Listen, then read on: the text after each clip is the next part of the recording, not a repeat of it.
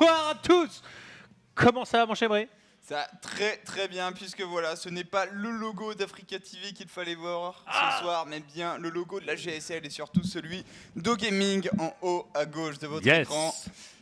La GSL Coda reprend ses droits. Ouais, et là, je sais pas si t'as eu la même impression que moi, tu vois, c'est la première fois que je vois le setup comme ça en fait. Tu vois, GSL, t'es là, t'as l'impression que t'es comme au ciné, t'es trop hype pour ton film, tu vois un logo, t'es de production, un deuxième en train de dire bon, je lance le movie. Là, pareil, t'as 3-4 comptes à rebours, un plan sur les joueurs, un plan sur la salle. Bon, allez, on y va ou quoi là?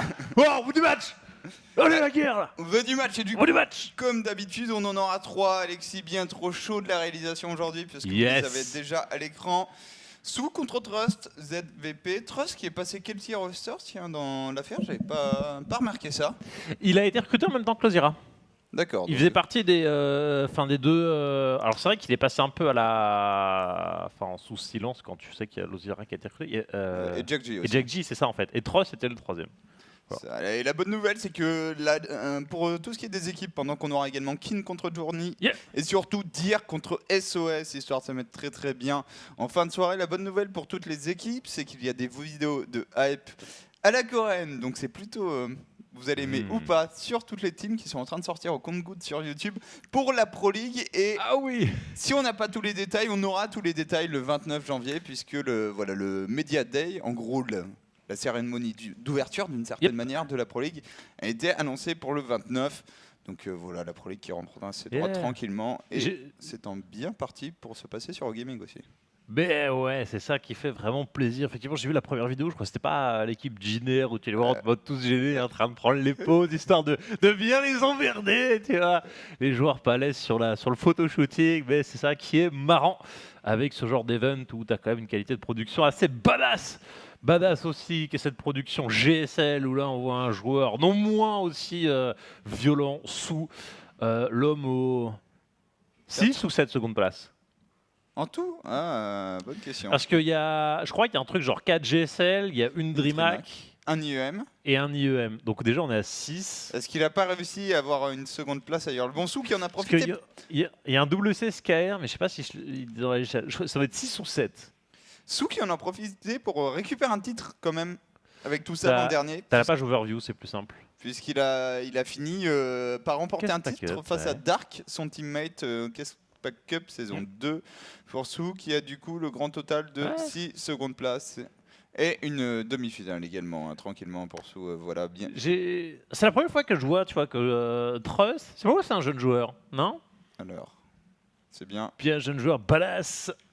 Trust, spécialiste du PVP normalement. 20 ans. Qui a 20 ans, c'est à la fois jeune et pas si jeune que ça. Bah ouais, c'est vrai que déjà, alors même si les Asiatiques souvent font un peu plus jeunes que leur âge, là j'ai il fait pas du tout ses 20 ans. Je sais pas si c'est lunettes peut-être ou quoi, mais c'est vrai que bientôt t'apprendras que Marou va avoir 18 ans et tu auras l'impression qu'il en a toujours 13. Hein.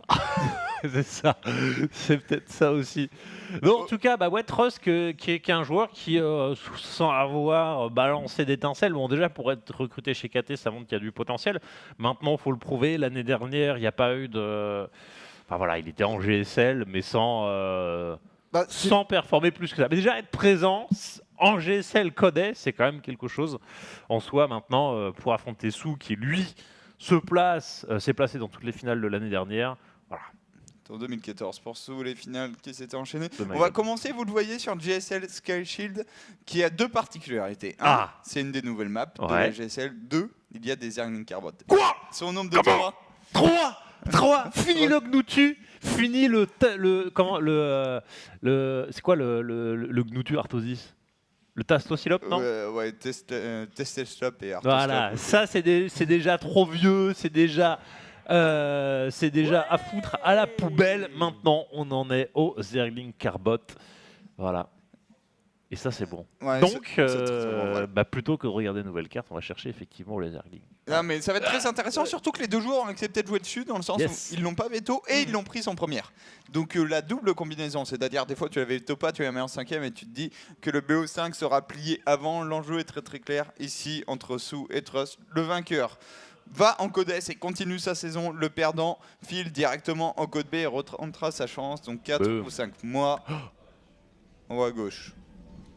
Protoss rouge pour les teams Katie Rolster, du coup récente recrue transfuge de chez CG Tools. Il s'agit de Trust.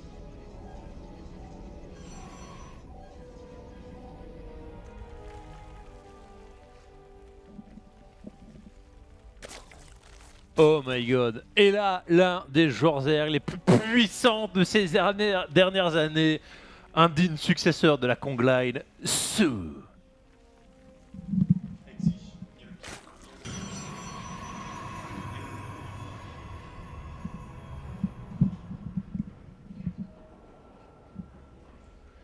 Alors, très intéressant ce que propose Trust tout de suite. Une petite get expand sur la B2.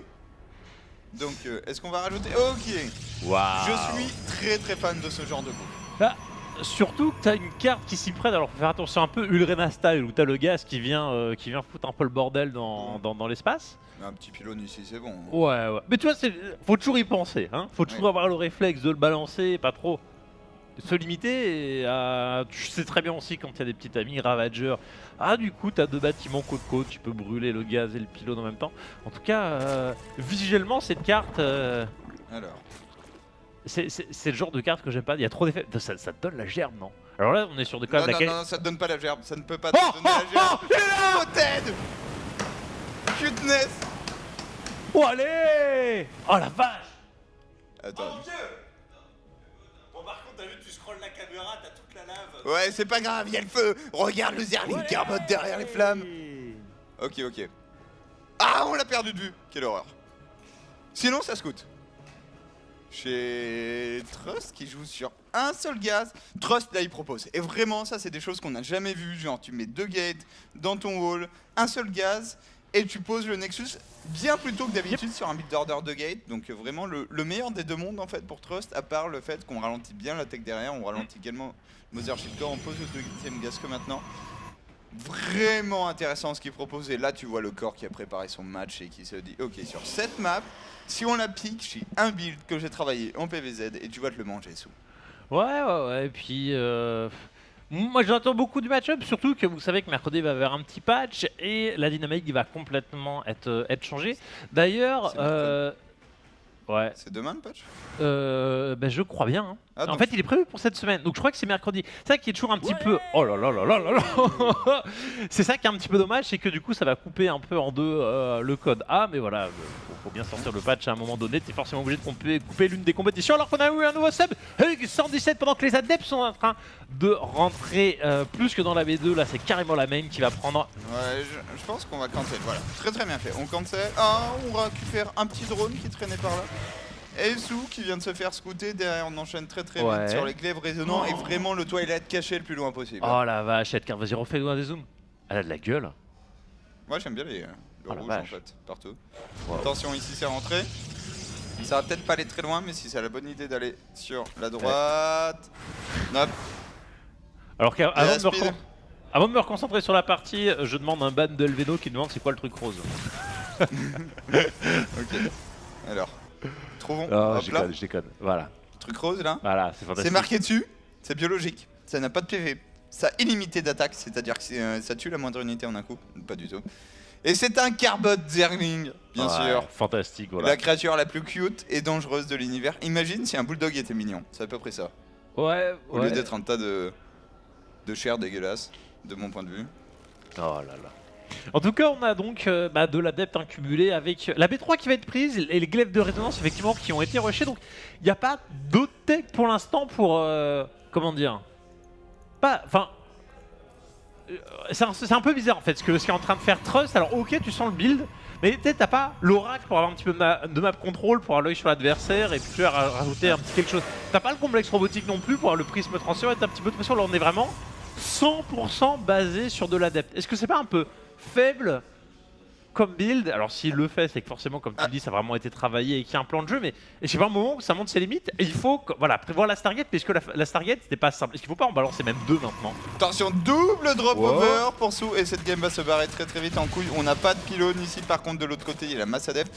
Je dirais que les adeptes, en fait, une fois que tu as les glaives résonnants, ça traite quasiment bien contre tout le terrain Zerg. C'est ça. Même contre Rocher Ravager. Avant d'avoir les glaives, ça pose effectivement problème, mais une fois que tu as les glaives, t'es là, moi j'ai une unité qui se débrouille contre tout, là on voit un adepte même circle qui fait le travail. Et on vous a prélevé plus de 10 workers des deux côtés. J'ai envie de dire que ça se passe bien pour Tross ce trade. Ouais, même si les Zerglings c'est vrai on fait beaucoup de kills, les Zerglings ça s'essouffle très très vite. Alors que les adeptes, entre le DPS dont tu as parlé qui est quasiment imbutable, tu as toujours la possibilité de balancer les shades et de t'en aller dans les endroits où il n'y a absolument rien. Là on les voit, les adeptes qui violent complètement les roaches. Ouais, il suffit d'en avoir suffisamment en fait, le DPS commence à être important. Et là on a un Sou qui s'est du coup retrouvé avec autant de workers, qui a un Protoss qui a 3 bases, qui a 3 Chronoboosts à sa disposition. Et lui qui n'a pas vraiment perdu ses unités, on a donné que 4 adeptes, là où Sou a donné l'intégralité des Zerglings de sa main et continue de donner, puisque là Trust il va comme un bourrin. Et c'est dans ce genre de situation que t'es même pas obligé d'aller chercher, je dirais, une réelle économie sur 3 bases. Tu peux presque te contenter de 2 et repartir sur un timing attack massif. Maintenant il faut choisir les bonnes unités.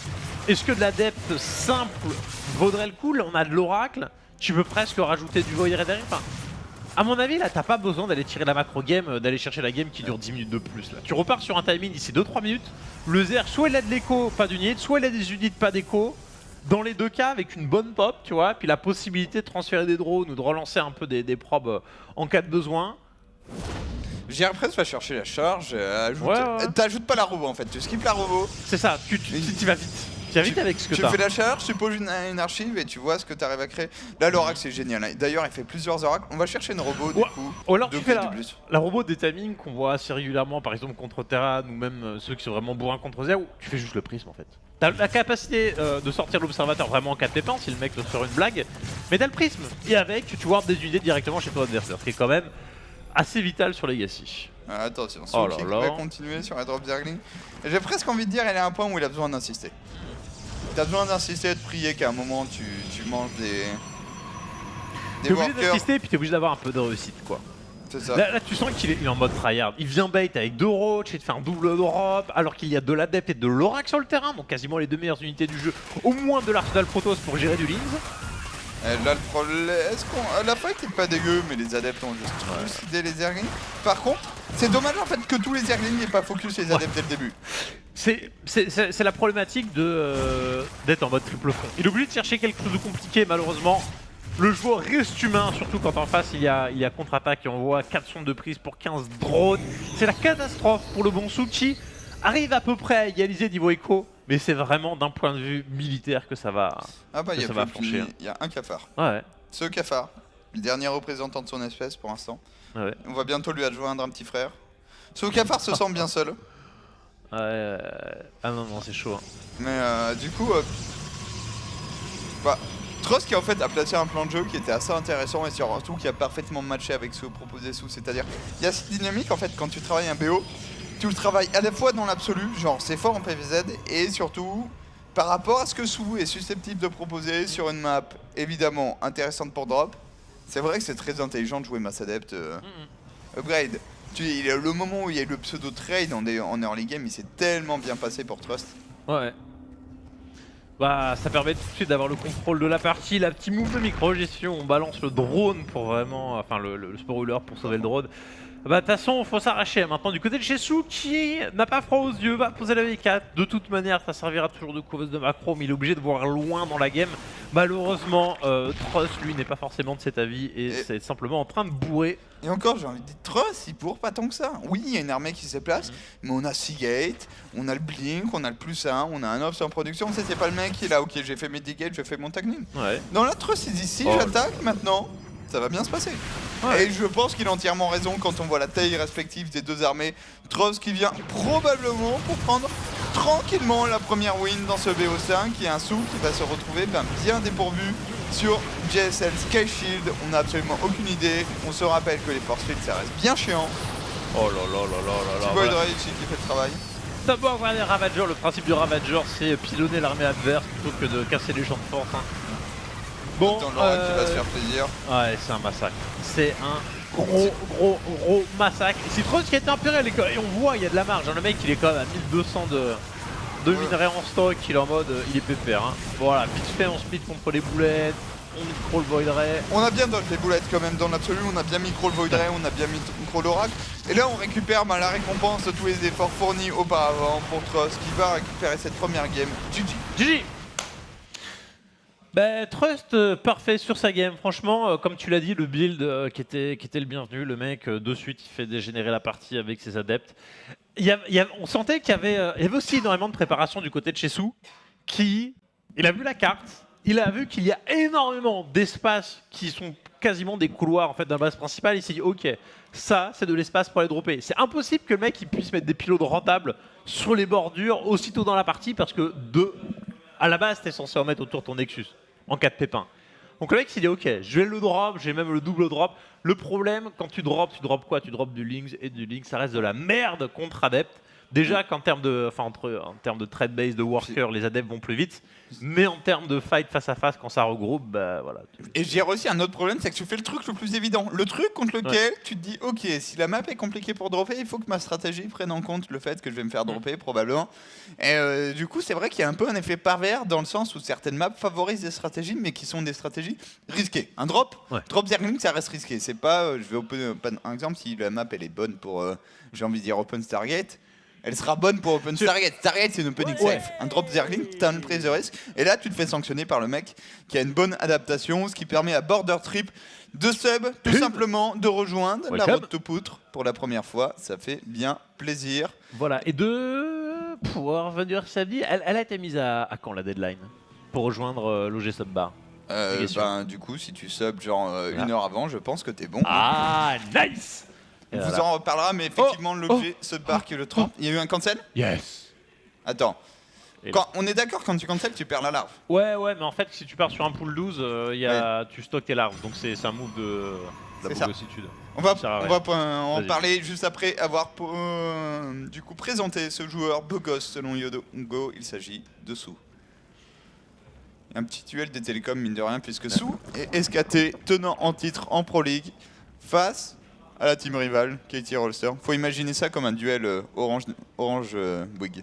Voilà, c'est ça. Et donc du coup, chez KT, pardon, et si le représentant, l'un des derniers arrivant dans la line-up, potentiel remplaçant de Flash, un peu, ça fait peur poser comme ça. Il s'agit donc de Trust. Mais non, ils ont remplacé ces Flash par un champion de GSL, ils ont le Jack G maintenant. C'est vrai. Alors, en fait, pour remplacer Flash, ils ont récupéré 3 bonhommes. Et du coup, il n'y a pas que Flash qui était parti, il y a aussi les vieux B-teamers. On s'est refait une line-up tout simplement chez KT après une année de semence. C'est ça. Moi, ce qui m'impressionne avec le cancel, c'est je me dis, est-ce que Sou n'a pas au dernier moment choisi de faire ce build order? Est-ce que au dernier moment, tu dis pas, il faut que je fais un pool 12? Ou alors, c'est soit ça, soit j'avais prévu de faire un pool 12 et merde, j'ai lancé un drone par réflexe. Ouais. Je sais pas, c'est difficile à dire parce qu'il y a des joueurs qui sont très soigneux et qui jamais de la vie font des erreurs de ce type-là, et puis il y en a d'autres qui sont un peu en mode mécanique et puis quand t'es pas super habitué à faire le pool 12, bah. Ok, c'est vu. Ouais. En tout cas, c'est vu et c'est une stratégie vraiment très très courante sur cette carte-là. Tu fais le pool 12, tu fais tes 6 airlings, voire 8 dans certaines situations, et derrière tu poses B2, B3. Et tu fais simplement ça pour souhaiter ton adversaire. On se rappellera éventuellement du Scarlet contre Limbo. Non, Serral contre Lilbo plutôt. Ouais. Où voilà, on était exactement dans ce type de scénario. Ouais. Non, pas du tout. S'il y a une micro-dieu, ça va bien se passer. Ah, fallait une meilleure micro que ça. Ouais. Là, ça commence à être un petit peu le bordel. Alors, vu qu'il n'y a que les Sigling pour l'instant, hein, les deux autres sont bien derrière, on ne peut pas aller chercher le pylône. Donc, il va falloir simplement gagner du temps, choper de la sonde. Et au possible, le duel du Zélote va être compliqué, surtout quand on prend quelques dommages ici par les sondes. C'est important, ok, on ne perd pas de Lynx, mais pour duel un Zélote qui va vous tout de même, tri-shot, qui va me descendre à one-shot, two-shot au minima, voilà, les Lynx. Moi, faire attention. J'aime bien ce que fait Trust, en fait, qui a décidé d'handicaper son économie, il a du mal à récolter, mais il profite à fond de sa technologie.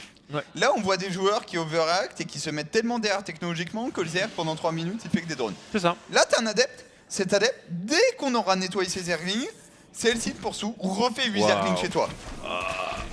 Il était chaud la micro-gestion, mais je dirais t'as la récompense des dommages que t'as fait aussi avec tes sondes, c'est-à-dire que tu récupères de Lynx.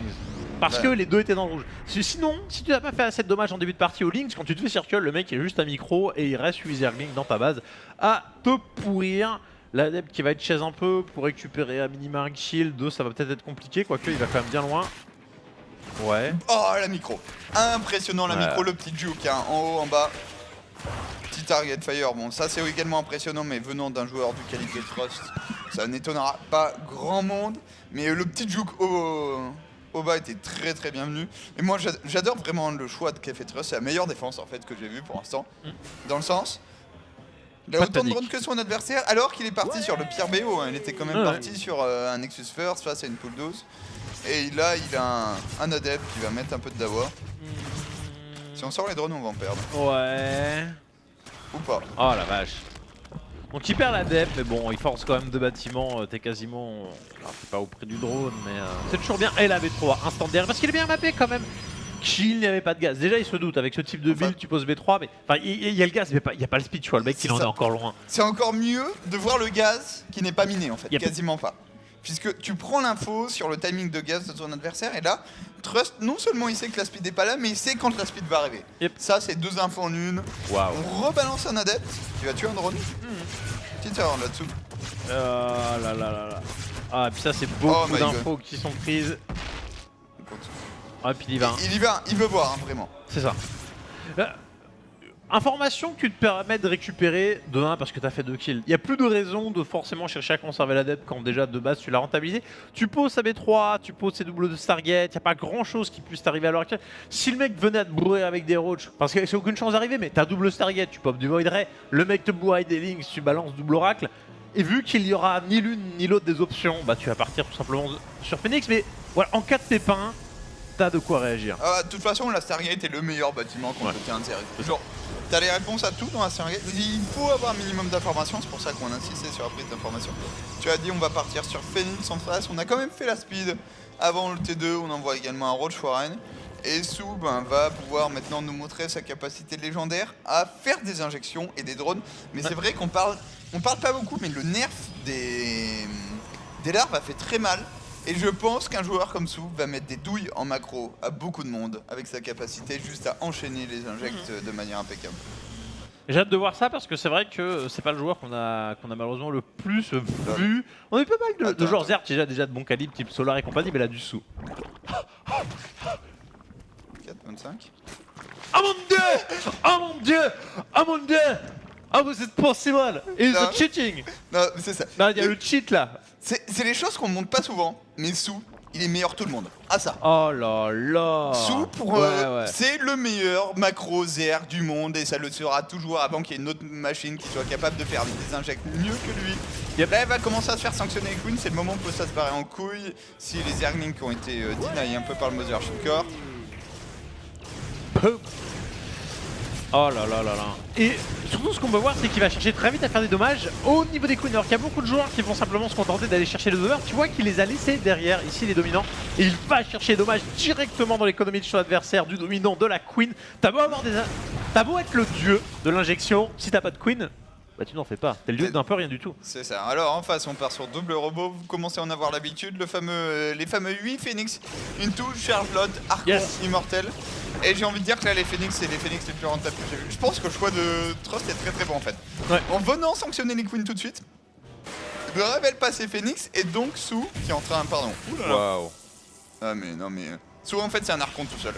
Le mec il a déjà mis, il a déjà posé les 70 drones, il y a la B4 qui a été balancée, le run by Zergling, mais il y a le meilleur setup je trouve du côté de chez Trust parce que la grosse faiblesse, et j'en avais parlé d'ailleurs hier, quand tu pars sur Phoenix, c'est souvent de te faire bourrer par un timing le mec qui rush 200 pop.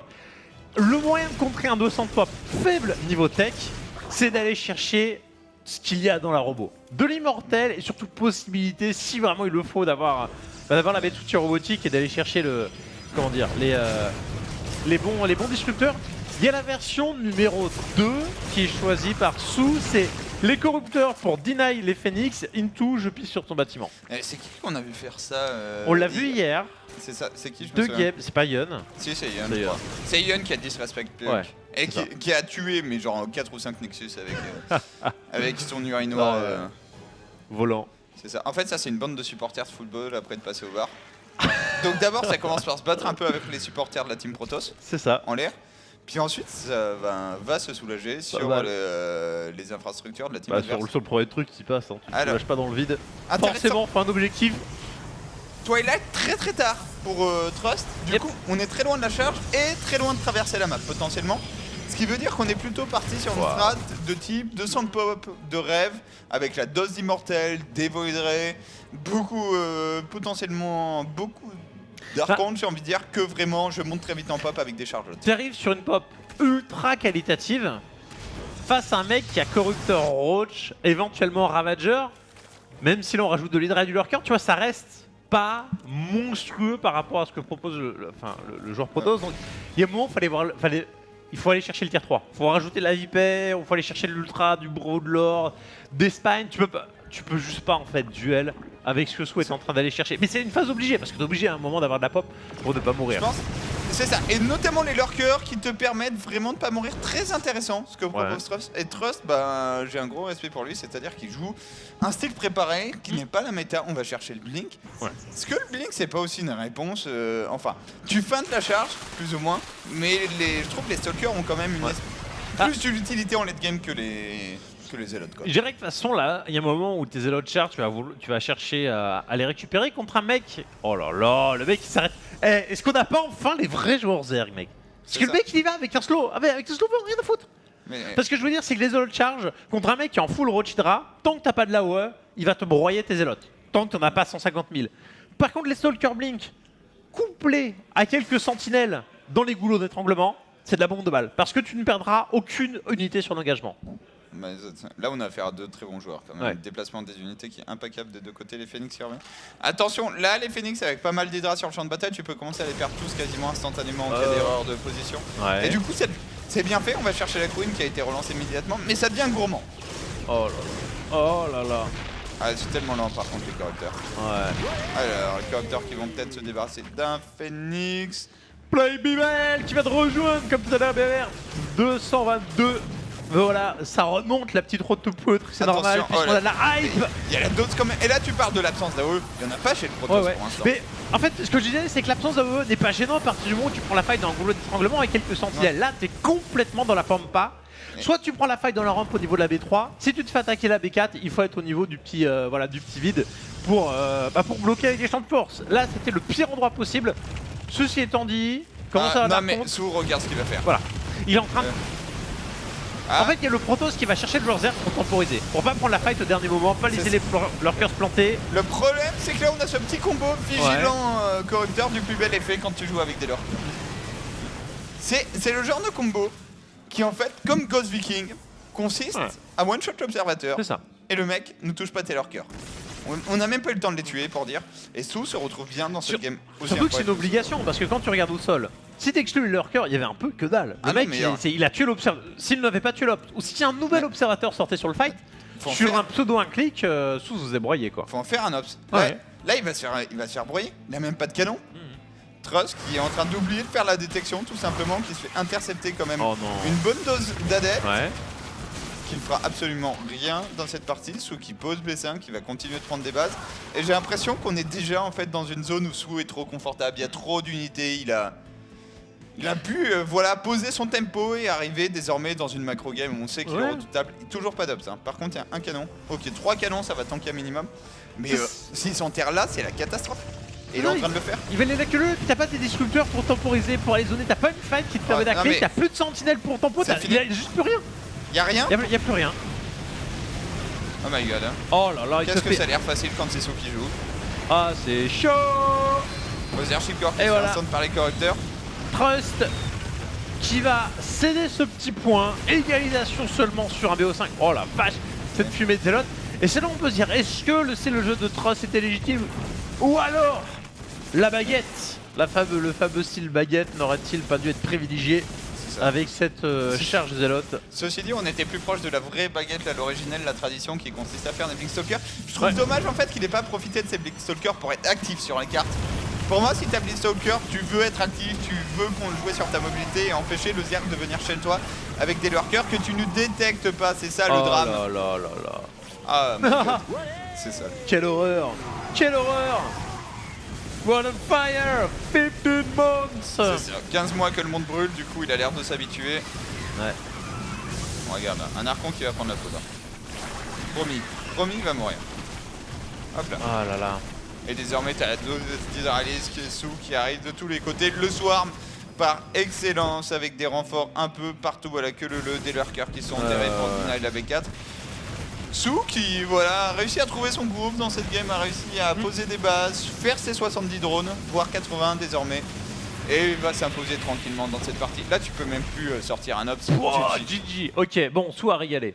Mécaniquement, c'était parfait. On l'avait fait, même sur les fights, les moments tendus où t'as beau avoir en fait un vigilant corrupteur, la priorité target va sur les phénix, donc faut réussir à bien target l'observateur. Alors c'est peut-être là où il y a eu erreur de trust, mais quand même, quoi. Mais je dirais c'est très dur pour moi de faire esquiver un observateur et des corrupteurs qui peuvent se permettre de voler au-dessus de ton armée en fait. T'es pas face à 3 mutas ou 2 vikings qui eux sont un peu fragiles. Non, les 8 corrupteurs, ils vont te chercher derrière ton armée et ils le tuent et ils back, tu les as toujours pas tués et là t'es obligé de back parce que t'as des lurkers que tu peux plus détecter. Le combo qui a bien marché pour Sou. Avec voilà, une petite 12 poules pour ouvrir quand même, faudra s'en souvenir, mais ça égalise pour l'instant en Coda et Sou voilà, n'est pas à 2 pas du code B puisque mener 2-0 dans un best of 5 avec pour enjeu un seed en Codes, ça aurait été chaud pour Sou. Surtout sur les GSI où les choses sont quand même remises à plat avec notamment 2 nouvelles cartes qui ne sont pas dans le map pool ladder, donc ça permet d'avoir de la diversité mais d'autant plus de difficultés pour les joueurs. Voilà, c'est pas que ça rajoute de l'aléatoire parce qu'on le sait bien, les Daybreak et compagnie sont devenus des grands standards qu'absolument tout le monde joue, mais voilà, ça ramène de la difficulté, du boulot à produire, même si on sait que ce sont des joueurs qui plus que d'en être capables, ils sont forcés et contraints par leur équipe, par leur encadrement de travailler ce genre de cartes. Voilà, t'es quand même moins à l'aise dessus.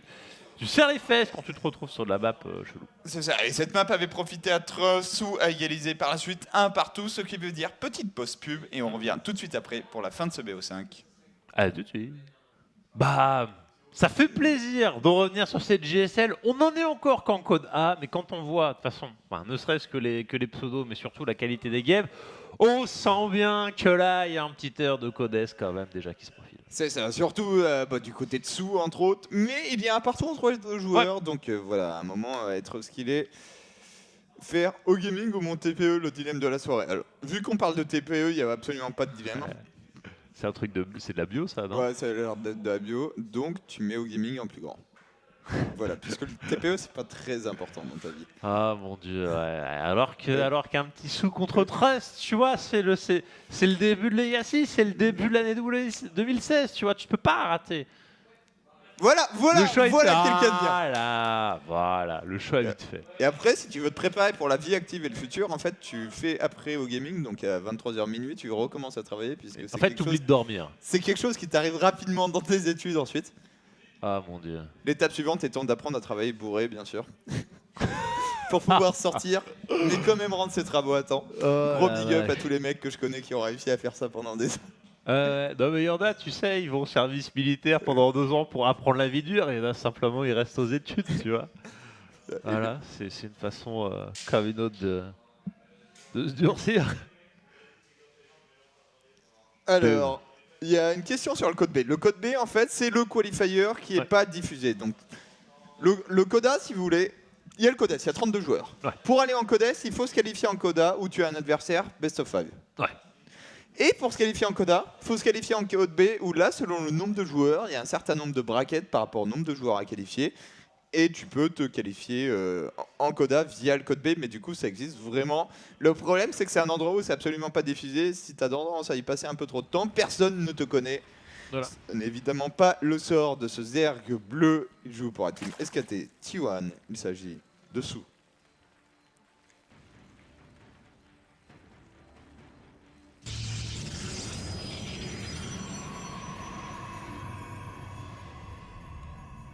Et en bas à droite, il a peut-être pas de chance, il est tombé contre l'un des meilleurs joueurs de StarCraft 2 de tous les temps. Il s'agit de Trust.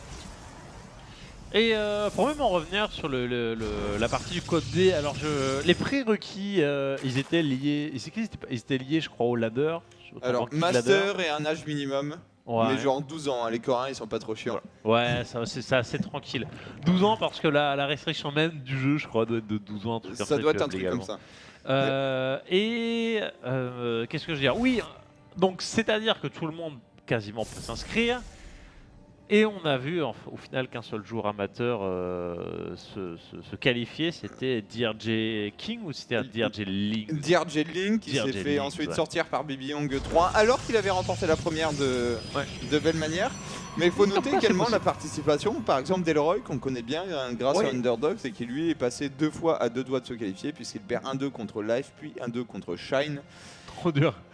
La dureté du truc, franchement tu bats Life, en fait tu peux prendre ta retraite. T'as accompli ta vie de pro gamer quand tu t'appelles Elroy. Genre tu sors Life en code B, tu sais, genre trop dur. Pourquoi il n'y a pas Life? Il a pris sa retraite? Non, il est tombé contre Elroy. Ah non, j'avoue. Dire que c'est peut-être passé à un banning près, on n'en sait rien. Ah, tu sais pas.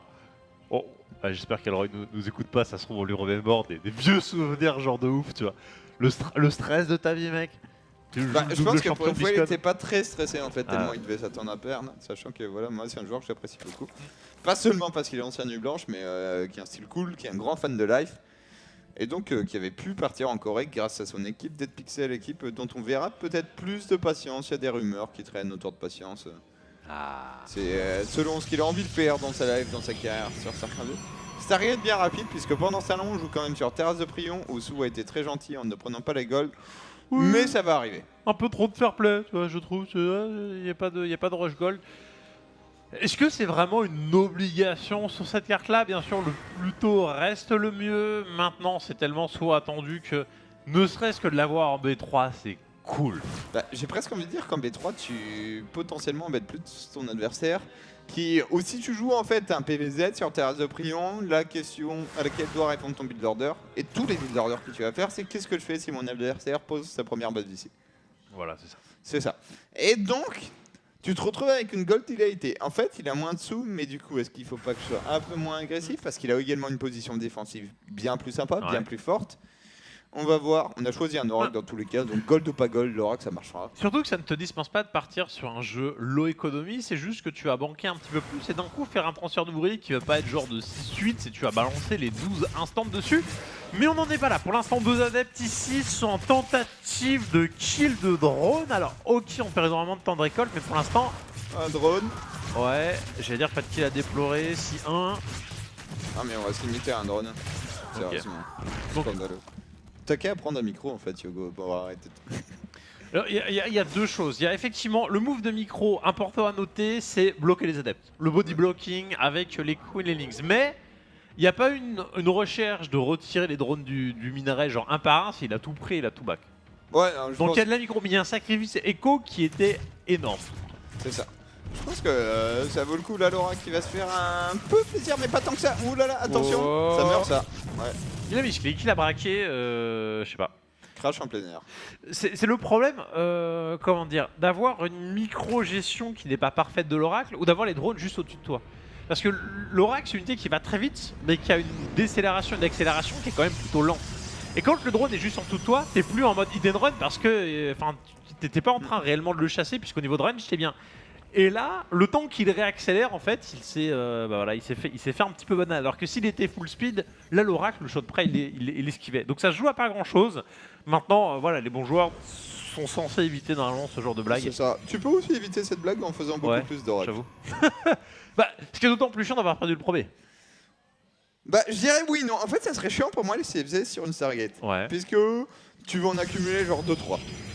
Quand t'es en train de faire double Stargate, tu vas en faire 6, j'ai envie de dire minimum. Au moins 4 et probablement 6 des oracles. On a les oracles 3 et 4, on va se faire cancel la gold et ça commence à tuer. D'autant plus qu'en face, on repaye une sport. Alors on avait fait 2 sports, on en a cancel une. Ou non, il y a une sport ici. Voilà, on repaye une sport partout. Qu'est-ce qu'il a vu le bon sou? Est-ce qu'il a vu? Non, il a pas vu ça. Il a pas vu l'arnaque. Re-cancel, t'y crois? Ça semble bien parti. Ouais, il y a quand même du DPS de Lynx, genre ça va très... Oh là là. Et puis il prend... Est-ce que c'est pas un manque de confiance? Parce que là, il pouvait se permettre d'attendre 5 secondes de plus, le pylône se termine, donc tu peux lancer l'overcharge, recramer un ou 2 Lynx de plus. Ou alors des fois c'est plus vite cancel, plus vite relancé. Hein. C'est ça. En tout cas, on va voir, puisqu'il y a la patrouille de France dans les airs pour l'instant. Et la patrouille de France va chercher une victime. 4 heures, normalement tu victimises pas trop les sports. Non. De côté des côtés. Ok. Non, mais... Un peu mais pas trop quoi en fait. Enfin, tu perds un oracle en fait. Alors qu'à 5, tu ne perds pas. C'est ça. Et est-ce que. Combien on a de queen en face? Là, il y a 3 Il y a une transfuse. Non, mais. Est-ce que Eh, c'est il a raté War? Parce que tu tues un sport, tu tues des queens, mais. Ah non, mais Ah c'est si, il y a tellement les pas. drones, c'est vrai, c'est bon, il y a drones. Excusez, il n'y avait pas encore les drones en fait. Non, mais c'est pas Waouh. Wars. Il vient prendre 8 drones. Le mec, il avait la gold depuis un quart d'heure. Je vais poser une question un peu con. En fait, j'aurais aimé. Ouais, non, on va pas quand même parler des oracles pour l'instant qui sont en train de revenir, qui continuent de faire des dommages en mode oseille, on casse des sports, les drones qui reviennent ici sur la gold. Et Trust qui est en train de faire mal, mais qui empale ses oracles en boucle aussi. Donc c'est pas comme s'il avait snowball, mais au moins il a deny la gold pendant que lui-même pose la sienne. La question que je voulais poser, c'est que tu vois, les deux derniers oracles, ils ont mis du temps. Enfin, ils ont fight pendant longtemps et ont attaqué non-stop. Est-ce qu'il a pas envoyé les oracles qui avaient le moins d'énergie devant? Parce que quand t'en cumules comme ça 5-6, les premiers qui ont été balancés ont énormément d'énergie et je me pose pas la question s'il a fait vraiment exprès d'envoyer un peu au suicide ceux qui avaient le moins d'énergie pour que ceux qui durent le plus longtemps soient ceux qui, voilà, qui avaient le plus d'énergie. Je trouve, ce qui est dommage en fait, et je pense que tu as mis le doigt sur le problème, ce qui est dommage, c'est qu'on a perdu 5 oracles. Il n'y avait pas besoin de perdre 5 oracles. Et en fait, là, il faut sortir la grosse micro qui fait que tu vas back tous les oracles qui sont dans le rouge, tu vas les renvoyer chez toi, t'attends que le shield régène, et quand tu reviens plus tard, t'as pas 6 oracles, t'en as 10. Et 10 oracles, le mec, il y a no way il fasse quoi que ce soit. Genre, Ah bah je sais même pas combien il faut. Non mais, Ah tu prends la tu prends tout. En gros, faut de l'air ou une masse d'hydra monstrueuse. Ouais. Attends, ça par contre, ça peut porter à confusion. Hein. Parce que là, ça va aller très très vite. On parle de 6 oracles. Ouais. Et... Ok, la sport, voilà. Surtout qu'il y a un moment où quand ça dégénère comme ça en mode cacahuète et que tu pars un peu... Oh, il prend les queens, ok, très bien. J'allais dire, tu pars en mode trade base. Celui qui a l'avantage, c'est celui qui a 18 aériennes. Sauf s'il y a un minimum d'enterre, là, la présence de il queen. redonne un oracle. Le truc, c'est que cette armée a carrément le potentiel de gagner cette game. Ouais. Là, c'est du zélote, hein. C'est pas de l'adepte. Surtout que les oracles sont en train de balancer leur énergie à l'autre bout de la carte pour partir un peu en mode trade. C'est moi où il a sauvé ses boulettes un peu n'importe comment là. Ouais, un peu n'importe comment. Par contre, il n'y a plus la charge. Il y a 200 000 transfuses sur les queens. Il y a 7 queens et ils vont revenir les oracles.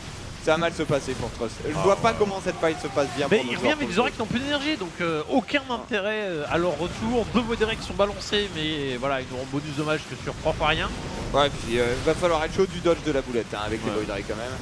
Sachant qu'on a toujours ces 7 queens, qu'en face on reproduit la masse de roche, un peu de drone, on a 24 drones, mais ça suffira pour reproduire les renforts qui vont permettre de gagner cette partie. Normalement, hein, pour Souk qui aura su être décisif sur terrasse de Prion. Est-ce que vraiment ça va passer? La charge qui vient de se finir, sauf qu'on a perdu tous ces zélotes, il faut pas avoir. Oh là là là là.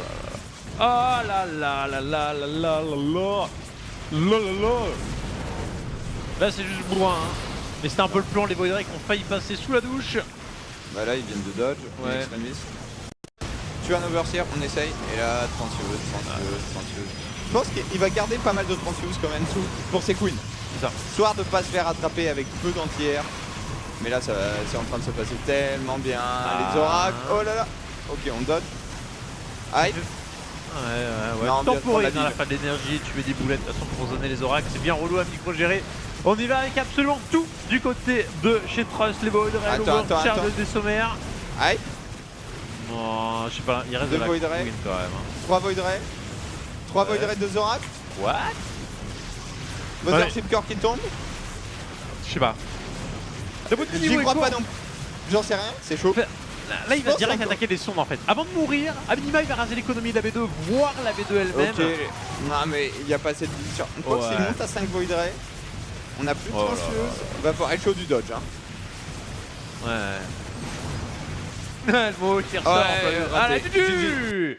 Franchement, honnêtement, j'ai envie de renoter 2 points sur cette game. Pour moi, il perd la game sur le premier oracle qu'il donne.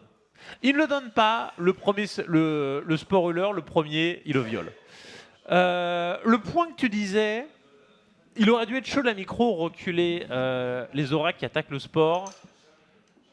Je suis moyennement d'accord, parce que, pour le point que j'avais énoncé pendant la game, c'est une unité qui accélère super lentement. Donc, vu que c'est une unité qui a une cadence de tir élevée, vu que ton oracle s'arrête au moment où tu tapes le sport, ou alors faut hit and run parfaitement pour pas perdre la décélération, mais le temps de back ton oracle hors de portée du sport qu'à base de range, le temps que l'oracle réaccélère, tu perds un truc genre 4-5 shots, donc autant laisser l'oracle à DPS Mais dessus. c'est plus aussi, il en a perdu sur Equine et c'est plus là que le problème se situe. Autant sur un sport, je suis d'accord, c'est compliqué parce que le sport a vraiment un énorme DPS. Quand tu duelles 3 queens, t'as pas le droit de. Et que t'es sur une stratégie masse oracle, à la fin, s'il a 3 oracles de plus, le premier et 2 autres qui sauvent à un moment dans la fight, genre le premier qui sauve l'oracle ensuite qui meurt sur un sport et un autre que tu sauves à un moment quelconque dans la game, il défend Trust avec 3 oracles de plus. Là, à un moment, tu fais kick toutes les queens, tu reviens chez toi, tu défends. Donc c'est chaud et Trust qui s'est fait attraper malheureusement chez lui, qui était là. Oh, tu as Mass Oracle, moi j'ai Mass Unité. Qu'est-ce que tu fais maintenant? Qu'est-ce qu'il y a, mon bon Trust? Un manque de confiance en soi? Peut-être bien. Ici en haut à gauche, ce dieu sert, mesdames et messieurs. Pas besoin de rajouter grand-chose, il s'agit de sous.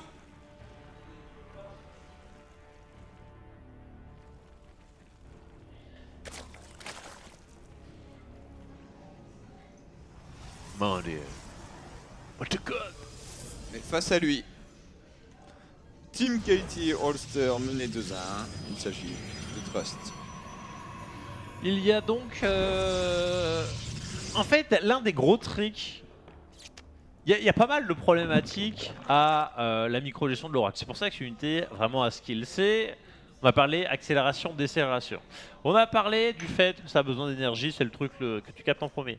Le troisième point, qui est le moins évident et qui est chiant, c'est que contrairement à quasiment toutes les unités en range, tu n'as pas visuellement le timer de son auto-attaque. Tu vois ce que je veux dire? T'as un rayon laser continu. Ce qui fait que quand tu veux faire un hit and run parfait, c'est un petit peu plus compliqué. Alors soit tu as le rythme dans la peau, mais quand tu ne l'as pas, ou quand tu as déjà engagé et que tu veux conserver un maximum de ton DPS, des fois tu préfères ne pas hit and run. C'est pour ça que les oracles s'arrêtent autour du sprawler plutôt qu'un joueur qui irait avec des marines, voire presque même Steam, il ferait le hit and run. Parce qu'il voit la cadence de tir des marines, elle est un petit peu plus facile à exécuter. Et du coup, tu prends le risque de perdre un micro-poil de DPS parce que le hit and run va t'apporter plus de rentabilité. Là, avec les oracles, c'est un petit peu plus difficile à jauger. Ouais, c'est sûr. Plus les deux autres points, énergie et accélération, font que tu t'envoies en mode YOLO quand tu fais beaucoup d'oracles. Oui, t'es pas là pour faire de la finesse. C'est ça, c'est ça. T'es là pour faire double stéréo d'oracle. Strat qui aurait pu passer. L'Assaut vient quand même de placer un 3 de avant pool. Enfin, Hatch, Gas pool, le BO le plus gros du monde possible. Et en face, on repart exactement sur la même opening que sur Terrasse de Prion. On a le malheur de s'apercevoir. Le malheur ou le bonheur, j'ai envie de dire, de s'apercevoir qu'on est en cross position. Ouais. Ça va être compliqué de prendre B4. Ça va être plus simple de prendre B3 que quand tu te fais bourrer par un Zerg. Qui est juste à côté de toi, qui est là. Attends, on va faire beaucoup d'unités. Qui ramène les couilles, il y a le creep qui arrive dessus. T'as le creep qui est juste là. Ouais. Ah, qu'est-ce que j'adore cette carte pour ça. C'est pas très. J'ai toujours un peu honte d'aimer les cartes, Imba. Ah bon, c'est le jeu. Alors. C'est le game. Cet adepte qui arrive vite, du coup, de Zergling qui le gratouille, la queen qui est pas encore sortie, se rend avec les drones. Il le tente le morph quand même. Hein. Ah, il a voulu. Hein. Mais j'irais tant que tu perds qu'un drone, si t'es sûr de tuer l'adepte, qui pour l'instant... Hype. Ouais. Il y a le carré de minerai, il y a eu le coup de micro-gestion quand même pour pas laisser l'IA faire, sinon elle allait se bloquer. Ah là là, tant qu'il n'y a pas le speed, c'est un peu emmerdant, mais en même temps, les adeptes qui arrivent au compte-goutte et un par un. C'est pas la goutte, la grosse goutte, enfin, 2 par 2, les gars ils arrivent, ils ont le one-shot. C'est sûr que les adeptes, 2 adeptes valent beaucoup mieux que que 2 fois un adepte. Bref, j'ai du mal à expliquer ce concept, mais une fois que tu as 2 adeptes, ton efficacité est multipliée par beaucoup. Par 1 milliard, ouais. Ouais. Bah c'est le Tu one-shot, tu te fais plus à haute micro, t'as plus de blagues. Et alors quand t'en as 10. Mais là on rentre dans une autre dimension. C'est ça. Tu vois. Oh, c'est vu. Blystyle, la petite chambre d'évolution qui est lancée, ladies and gentlemen, avec l'Overlord qui se place. Et ce nous a fait une démonstration de quelque chose de particulier sur la dernière game. Et quand je vois qu'il y a 2 over près de la base adverse, je me dis que pourquoi pas. Quitte à faire un drop, autant double drop. Vu le prix du drop, une fois que t'as payé la chambre d'évo, t'y vas. Ouais, alors on paye également 3 sports. On s'attaque ici. Oh là, ça c'est énorme. Il vient de faire claquer une overcharge. Ouais. sur un Mothership Core qui vient de sortir. C'est pas le Mothership Core à 125 d'énergie qui est là. Je peux overcharge toute ma vie. Non, non, c'est un Mothership Core qui est en difficulté double raps. Là, va falloir bien micro pour gratter les petits drones sur le côté. Et surtout, réagir correctement à ça. Je crois qu'on est un peu en difficulté quand même. Ah merde, il y a... Ah non, il y a Zerling qui volontairement été placé sur le B3. Ah, Je pensais que c'était un petit biscuit. 7 drones. Et il va vraiment quand même pour avec ses oracles. Hein. Le Spoiler a pris un kill. Ouais, maintenant il perd... Ouais, il y a le petit temps de récolte, il y a les sons qui sont grattés. Mais là, encore une fois. retourne, Oh, retourne dans ton over. c'est ça, c'est ça. Je lui dis en fait il est en train de gagner du temps. Il voit que les... Le mec est... Oh là là, ce niveau de jeu, le mec qui va gagner, il va chercher et c'est le maximum de temps. T'as vu? Il revient, il force, enfin il va pas se bloquer direct dans l'over. Il va dans la ligne de centre, il voit ok les adeptes me suivent, en fait il se rend compte, oh il y en a qu'un, et il tourne autour. Il vient bait les adeptes et après bam, il se planque dans l'over, il se barre. C'est énorme parce que, enfin en termes de multitask, c'est ultra demandant. Ah, Zou vient de se faire détruire son terrain de cafard, il a perdu le drone qu'il faisait tout à l'heure et du coup on est à poil face à beaucoup d'adeptes. On va devoir sortir des drones, un adepte qui se fait temporairement séquestrer ici, qui parviendra à s'échapper, pardon, on fait des Zerglings, il va falloir qu'il sorte très vite ces 22 Zerglings parce qu'il y a 9 adeptes sur le champ de bataille. Il va prendre la foudre là-dessus, Zou. Qui redrop du coup de l'autre côté, mais il est chassé par un phoenix. Yes. Oh là là, là on va prendre la foudre. C'était split dans la main et la B3. Oh ça va faire tellement mal ici. Oh là là là là là là là là. Ouais, alors le... Ok, dans la B3 c'est pas forcément énorme, mais c'est un bait de la masse de Zerling pour que la B1 soit free et les dommages sont faits. Un 15 drones, c'est vraiment violent ici. Après. Mais je dirais qu'il y a une erreur grossière plus ou moins de la part de Zou qui... en fait, tu fais ton drop Zerling. Le mec, il fait des adeptes pour défendre. Les adeptes qui ne vont pas mourir puisque tu drops 3-4 Zerling. Ils ne vont pas s'empaler en continuant la base adverse. Donc il y a un moment où il le voit bien, justement, il y a 5-6 adeptes. Et le Protoss, il va pas les garder chez lui. Il va traverser la carte. Donc il aurait peut-être dû anticiper, balancer genre les 20-25 lings. Même si c'était au moment où il voulait balancer du drone. Peut-être par sécurité, t'es quand même obligé de les faire. Là on va gratter. Peut-être une frappe, deux. Dommage. Est-ce qu'on peut... Ok. Deuxième pylône qui se finit un peu trop tôt pour y aller. Et on part sur les muscles, l'augmentation musculaire probablement, bref, la muscu, la salle de gym pour les Hydra. Donc pas de lurker à l'horizon, tentative de run by, c'est bien géré par Tross qui full wall au dernier moment. Et alors, je suis en train de devenir, et si la révélation était posée, de plus en plus fan du fait de full waller en Protoss, à condition d'avoir tes bâtiments... En fait, vu que les pylônes se défendent très bien, si ces deux robots sont à la place des deux gates, tu full wall. T'as rien qui a envie de passer d'une base à l'autre. On a tué le caillou. Tranquille. Pas fait du tout par Zou. Et on pose des petites stases bien défensives. Il y a un truc ultra chelou de la part de Zou. Alors 2-1, il y a eu un supply block, on l'a vu, il a balancé 7 over. 2-2. Il arrive à la fin de son supply block, il a 51 drones, il passe par la case 5 Hydra. Pour être safe, je me disais est-ce qu'il allait lancer un timing sur 50 drones qui n'a pas de sens. Non, il relance de l'écho. Mais on voit qu'il n'a pas d'avance ni écho, ni pop, ni tech. Il est pas frais sur cette game. Ah non, je pense que Zou en fait a voulu défendre un éventuel... Alors, là on va traverser la map, mais avant tout, se dire s'il fait 4 Phoenix, je fais 5 Hydra, si je les croise il meurt. C'est ça. Là où s'il fait 5 Phoenix, que j'avais que mes queens, je vais me faire victimiser. Si t'as 5 Hydra, tu peux faire des choses. Oh là là, le déclenchement de la Sadas. Avec un Zergling qui en a profité pour mourir avant d'être emprisonné. Arrivée du War Prism ici, apporter de la support, on va falloir le reculer un petit peu, est-ce qu'on va warper dans la main? On pourrait... En fait, c'est dommage. J'aurais été assez fan, plutôt que de warper, de remonter les 4 adeptes. De faire une espèce d'élévateur. En tout cas, il va peut-être le faire. Ce qu'il voulait, c'est vraiment poser le multitask ici. Et il arrive à maintenir un rythme qui est plutôt sympa. Un Protoss qui est presque plus à l'aise avec ses adeptes, je dirais que ses oracles d'early game. Même s'il donne un peu, c'est pas le drame, parce qu'il récupère du kill, le Zerg peut pas sortir, on voit bien que... Quand on gère en Protoss, tu fais des adeptes, tu perds des adeptes, tu refais des adeptes, c'est pas gênant.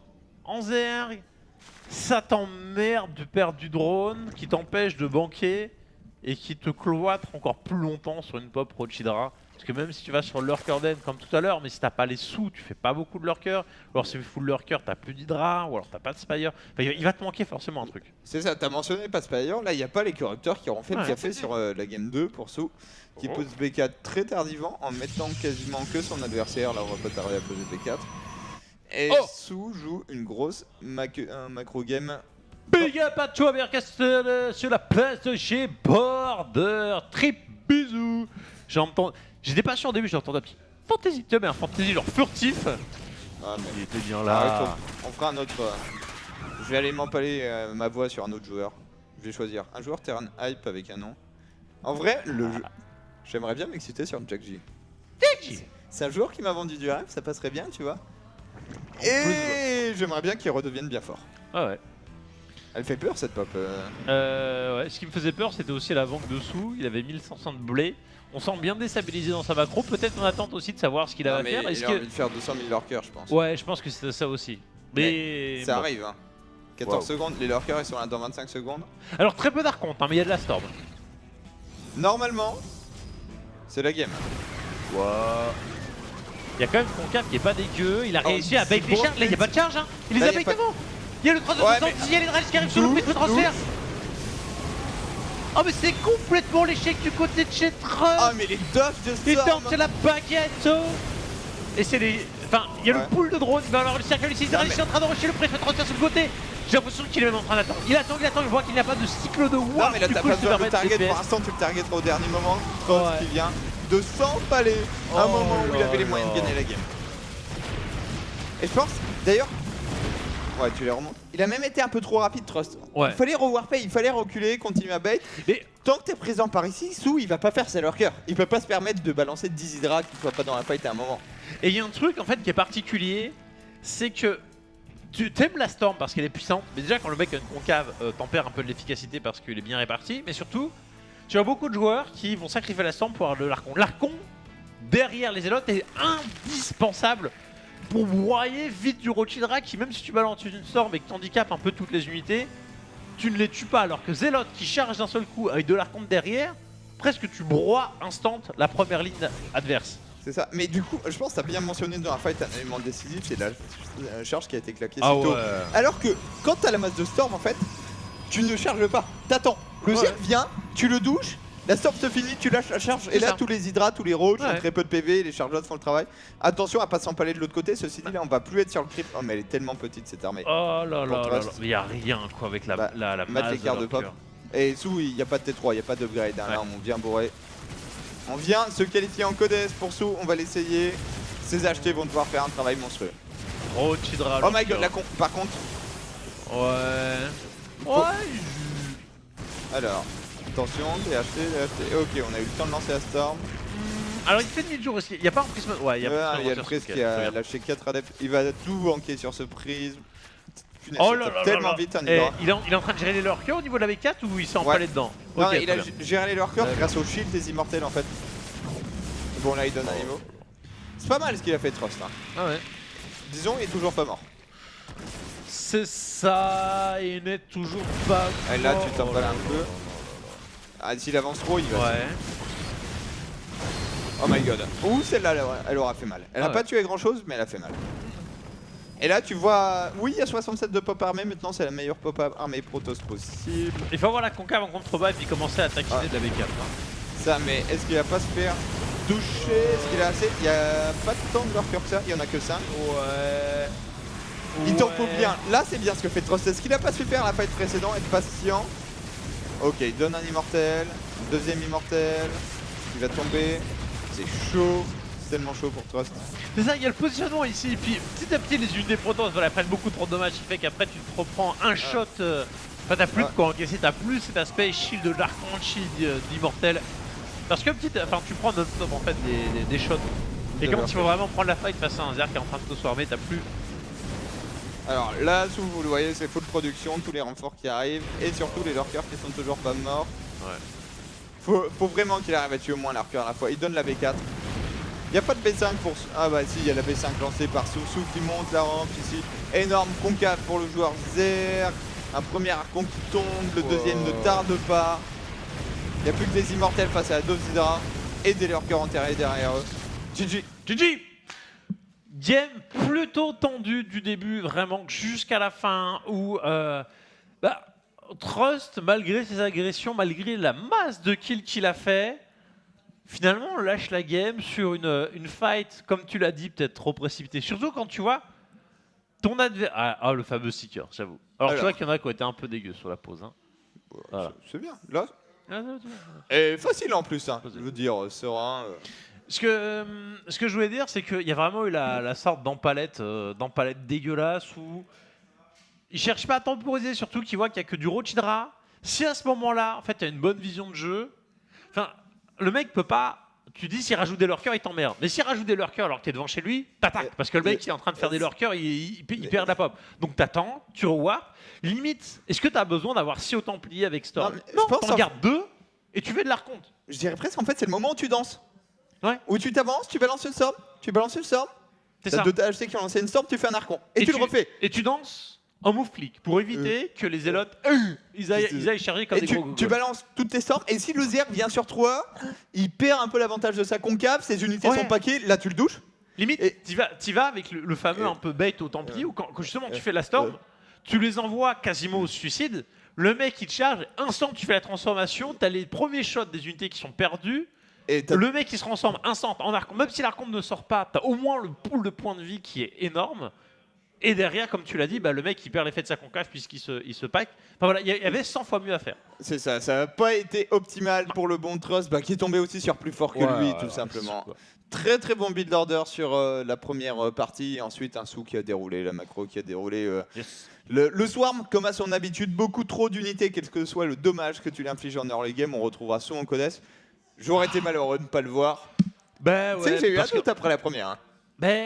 Surtout quand t'as vu tu vois la Star League où je sais pas si on peut spoiler maintenant, parce qu'on avait fait tous les matchs avec les airs, il avait pris la masse de douille face au Terran, face à Olive, face à. Sou a pris la douille en Star League, mais il y en a un qui est mort face à Olive et l'autre qui est mort face à Biol. Bien, effectivement. Qui avait pris qui? Bien avait tué Sou du coup en Star League. Bien avait tué Sou. Sou qui est toujours en course. Et Olive il avait cramé qui? Je sais plus. Mais la Star League en double élimination, ça sera peut-être. C'est pas encore fait sur Gaming, mais c'est vrai que ça date un petit peu. En attendant, il nous reste 2 BO5 pour cette soirée. Le prochain, ça sera un petit TVT. Du coup, on aura le meilleur expert de TVT de la planète pour le caster. Kin contre Journey, par contre, des joueurs que tu as l'habitude de voir. Effectivement, des joueurs qui ont... alors Kin peut-être un petit peu moins, mais Journey... quoique Kin, en fait, sur la fin de la Beta Legacy, il était là dans les petits tournois, mais c'est vrai que Journey, depuis longtemps, même depuis HOTS, en fait. Enfin, depuis son éviction de chez SK Telecom T1, il s'occupe à montrer sa petite frimousse dans tous les tournois qui traînent. Et ça sera juste après, du coup, la pub TVT qui arrive. À tout de suite.